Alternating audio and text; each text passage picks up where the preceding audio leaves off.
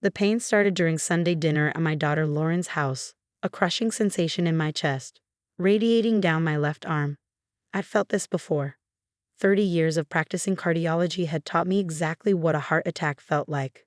Lauren, I managed, my voice tight. I need to go to the hospital. Now. My daughter looked up from her phone, annoyed. Mom, we just sat down to eat. Can it wait? No. I pressed my hand to my chest, feeling my heart rhythm become irregular. I'm having a heart attack. My son-in-law, Craig, actually laughed from across the table. Oh, here we go. The drama queen routine again. Craig, I'm serious. You're faking, he interrupted, cutting into his steak. Just like you faked that migraine to get out of my birthday party. Just like you faked being too tired to babysit last month. You just don't want to be here. I tried to stand, but the pain doubled me over. Lauren, please, call an ambulance. Mom, stop being dramatic. My daughter's voice was cold. You're embarrassing me in front of Craig's parents. Craig's father, Edward, nodded approvingly. Young people today need to learn respect. You can't just make up medical emergencies for attention. The pain was getting worse. My vision blurred at the edges. I fumbled for my phone in my purse, but my hands were shaking too badly. Look at her, Craig said to his parents. This is what I deal with. A mother-in-law who'll do anything for attention. Fake illnesses, manipulate situations, guilt-trip Lauren into catering to her every whim. I'm not faking, I gasped. I'm a cardiologist. I know what a heart attack feels like. Craig rolled his eyes. Right. A cardiologist. You're a receptionist at a medical office, Mom. Stop inflating your job title. Lauren touched his arm. She does work at a cardiology practice. Answering phones and filing paperwork, Craig finished. That doesn't make her a doctor. God, the delusions are getting worse. I finally got my phone out and managed to dial 911. My fingers were numb, and each breath felt like knives. 911, what's your emergency? Heart attack, I whispered. 1247 Oakwood Drive. Please hurry. Craig stood up, his face red with anger. Are you kidding me right now? You called 911? Do you have any idea how much an ambulance costs? How embarrassing this is. Sir, stay on the line, the dispatcher said through the speaker. Ma'am, can you tell me your symptoms?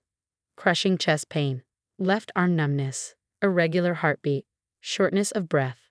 I recited the symptoms I'd taught medical students for 3 decades. Help is on the way. Do you have a history of heart disease? Family history. Father died at 62. I'm 67 now. Craig snatched the phone from my hand. Cancel the ambulance. She's faking. This is a prank call. Sir, I need you to return the phone to the patient. He hung up. Craig. Lauren looked shocked. What if she's really? She's not. Trust me, I know her game. She's jealous that we're happy, so she manufactures crises to get attention. He turned to me, his voice dripping with contempt. You want to go to the hospital? Drive yourself. I'm not wasting my Sunday on your theatrics. The room started spinning.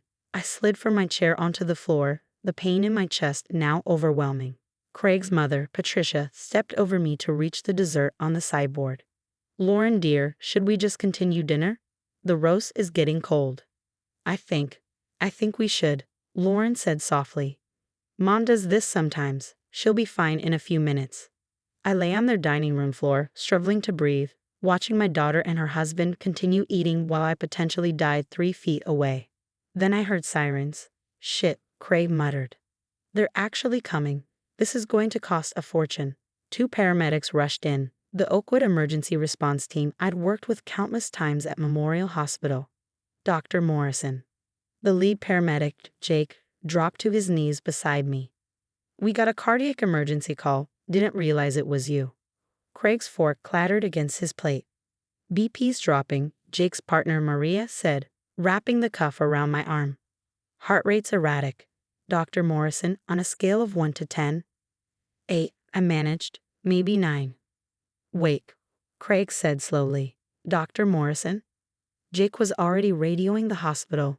We need a cardiac team ready. We're bringing in Dr. Helen Morrison, head of cardiology at Memorial. Suspected MI. Unstable rhythm. Head of cardiology? Lauren whispered. Maria had the EKG leads on me now. Definite ST elevation. This is a full-blown heart attack, Dr. Morrison. We need to move fast. I know, I said, my voice barely audible. STEMI protocol. Cath lab. Already called ahead. Dr. Patterson scrubbing in. Jake looked up at Craig with barely concealed disgust. Your family? I'm her son-in-law, Craig said weakly. You called 911 then? No, she did. And you are? Jake looked at Lauren. Her daughter. Maria's voice was ice. Her daughter who let her lie on the floor during a heart attack. They had me on the gurney now, moving fast. As they wheeled me toward the ambulance, I heard Jake speak quietly to Craig. Dr. Morrison is head of cardiology at Memorial Hospital. She's one of the top cardiologists in the state. She's performed over 3,000 cardiac procedures. She teaches at the medical school. She's published 73 papers on cardiovascular disease, and you thought she was faking a heart attack? The last thing I saw before they loaded me into the ambulance was Craig's face, completely drained of color. I woke up 18 hours later in the cardiac ICU. The surgery had gone well. 2 stents placed, no permanent damage if I was lucky. Dr. Patterson stood at the foot of my bed, reviewing my charts. Helen, you scared the hell out of everyone, he said. Another 20 minutes and we might have been having a very different conversation. I know. My voice was hoarse from the intubation. Your daughter's outside. She's been here all night, so has your son-in-law. He paused. Want me to send them away? Let them in. Lauren rushed in first, her eyes red and swollen from crying. Mom, oh my God, Mom. I'm okay, honey. You're not okay. You almost died. You almost died on my dining room floor, and I just sat there. She was sobbing now. What kind of monster am I? Craig stood in the doorway, looking smaller than I'd ever seen him. Dr. Morrison, Come in, Craig. He approached the bed like he was walking to his own execution. I am so sorry. I didn't know. I swear I didn't know who you were. Would it have mattered? I asked quietly. If I were just a receptionist having a heart attack, would that have made it okay? He flinched. No, of course not. I just mean, you meant that you didn't realize I had status, power, importance. I looked at him steadily. But every human being having a medical emergency deserves help, Craig, regardless of their job title. Lauren sank into the chair beside my bed. Mom, why didn't you tell me? All these years I thought you were just, I don't know, a secretary or something. I tried to tell you, sweetheart. Multiple times. You were always too busy to listen. But head of cardiology? Teaching at the medical school? How did I not know? Because you stopped asking about my life around the time you met Craig. You stopped visiting the hospital. You stopped coming to my lectures. You created this version of me in your head, the lonely, dramatic widow desperate for attention, and you never questioned it. Craig cleared his throat. The hospital called. They want to know when you'll be back. They said the entire cardiology department is asking about you. They said you're supposed to keynote some national conference next month. The American College of Cardiology conference in Chicago, I confirmed. I'll probably have to cancel now. Dr. Morrison. Craig's voice shook. I need to tell you something. When the paramedics were loading you into the ambulance, I tried to refuse treatment on your behalf. I told them we weren't paying for it. Lauren gasped. Craig, no. Jake informed me that Dr. Morrison has full medical power of attorney over herself, that she's mentally competent, and that I had no legal authority. Then he told me that if you died because of the delay I caused, they'd report me to the police. He was crying now. I almost killed you because I was too arrogant to believe you. Yes, I said simply. You did. I don't know how to fix this. You can't, not immediately. Trust isn't rebuilt overnight, Craig. It's rebuilt through consistent action over time. Dr. Patterson spoke from the doorway. Helen, there's someone else here to see you. She's been waiting all night. A woman in her 60s entered, my administrative assistant Joyce. Behind her came Dr. Rachel Kim, my research partner. Then Dr. Michael Torres, my former resident who is now a surgeon. Then nurses, technicians, staff from all over the hospital. We heard what happened, Joyce said, her voice fierce. We wanted to make sure you knew, you're not alone. The whole department's been rotating shifts, Dr. Kim added. Nobody wanted you to wake up without friendly faces. Lauren stared at the growing crowd filling the ICU room. All these people, they all work with you. Some of them, I said. Some I taught. Some I mentored. Some I helped through difficult cases or personal crises over the years. A young woman pushed through the crowd. Dr. Alicia Mendez, one of my current residents. Dr. Morrison, I just want to say, you saved my life 3 years ago when I was a medical student. I was going to drop out. You convinced me to stay. I'm graduating this year because of you. I just saw your potential, Alicia. You see everyone's potential. That's who you are. Craig watched this procession of people, dozens of medical professionals who all shared stories of how I'd helped them, taught them, mentored them, believed in them. Finally, he spoke. Dr. Morrison, I need to ask you something. The night of my birthday party, when you said you had a migraine and couldn't come, I was performing emergency surgery on a 16-year-old girl. She'd been in a car accident. I spent 11 hours in the operating room saving her life. His face crumpled. And when you couldn't bebees it last month? I was delivering the keynote address at the state medical conference on advances in minimally invasive cardiac surgery. There were 800 people in the audience. Lauren was crying again. Mom, all this time we thought you were just making excuses. We thought you didn't care about our lives. I cared very much, but I also had responsibilities to my patients, to my students, to the advancement of cardiac medicine.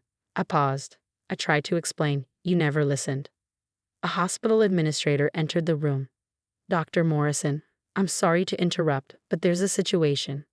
We have a complex case downstairs, a 62-year-old male with critical aortic stenosis. Dr. Patterson requested your consultation if you're able. I looked at my monitors, at my IV lines, at my daughter's shocked face. I can consult from here. Have them send up the scans. Helen, you just had a heart attack, Dr. Patterson protested. And I'm the best cardiologist in this hospital. That patient needs me. I smiled weakly. Besides, what else am I going to do? Lie here and watch TV. Within minutes, they'd set up a laptop at my bedside. I reviewed the scans, consulted with the surgical team, recommended a procedure approach. The whole time, Lauren and Craig watched silently. When I finished, Lauren spoke quietly. You're still working. From your hospital bed. Hours after almost dying. Isn't that what you showed me? When I needed help, genuine, life-threatening help, you left me on the floor because it was inconvenient, because I was interrupting dinner. Craig made a sound like he'd been punched. But here's the thing, I continued. I'm not angry. I'm sad. Sad that my own daughter knows so little about my life that she thought I'd fake a heart attack. Sad that my son-in-law values his Sunday dinner more than my life. Sad that it took me nearly dying for you to see me. How do we fix this? Lauren asked. Please, Mom, tell us how to fix this. You start by believing people when they tell you they need help. You start by listening instead of assuming. You start by recognizing that everyone's life has depth and value, not just the people who fit your narrative. Joyce spoke up from across the room. Dr. Morrison volunteers at the free clinic every Saturday. She's been doing it for 20 years. She paid for my son's college tuition when I couldn't afford it, one of the nurses added. Anonymously. I only found out by accident. She funded the hospital's cardiac research wing, Dr. Kim said. $2 million of her own money. We named it after her late husband, but the money came from her. Craig looked like he might be sick. All this time, I called you selfish. I said you only cared about yourself. You believe what you wanted to believe, I said. It was easier than acknowledging that I had a full, meaningful life that didn't revolve around you. I'm so sorry, he whispered. I'm so sorry. Sorry doesn't change what happened, but actions might. What you do next, that's what matters. Dr. Patterson cleared his throat. Visiting hours are over and Dr. Morrison needs rest. Everyone out except immediate family. The crowd filed out, each person stopping to squeeze my hand, promise prayers, offer support. When only Lauren and Craig remained, the room felt very quiet. Mom, Lauren said finally, can I stay? Just sit here while you sleep? You don't have to. I want to. I need to. I need to be here for you the way you've always been there for everyone else. What about Craig's parents? They're probably waiting at your house. They can wait, Craig said firmly. Or they can leave. I don't care. You're more important. I must have looked surprised because he continued. My parents raised me to measure people by their status, their job titles, their bank accounts. You know what I realized tonight? They raised me to be exactly the kind of person who leaves someone on the floor during a heart attack. Craig. No, let me finish. I need to say this. I need to acknowledge what I did. What I am. He took a shaky breath. I'm the villain in this story. I'm the person who values a pot roast over a human life. Who cares more about being right than being kind? Who judges people based on what he thinks they are instead of listening to who they actually are? So change, I said simply. Be better. How? The same way I recovered from my husband's death. The same way I built my career. The same way anyone changes. I looked at both of them. One choice at a time, one action at a time, one moment of choosing kindness over ego, compassion over judgment, listening over assuming. Lauren took my hand. I want to know about your life, Mom. Really know. Not just the surface stuff. I want to hear about your research, your surgeries, your students, everything I missed. We have time for that, do we? Her voice broke. You almost died tonight. But I didn't. Modern medicine, remember? I have a few good years left in me yet. A nurse poked her head in. Dr. Morrison, your medications, and I really do need everyone out so you can rest. Can I come back tomorrow? Lauren asked. Visiting hours start at 8. I'll be here at 7:30, Lauren promised. Every day until you're discharged.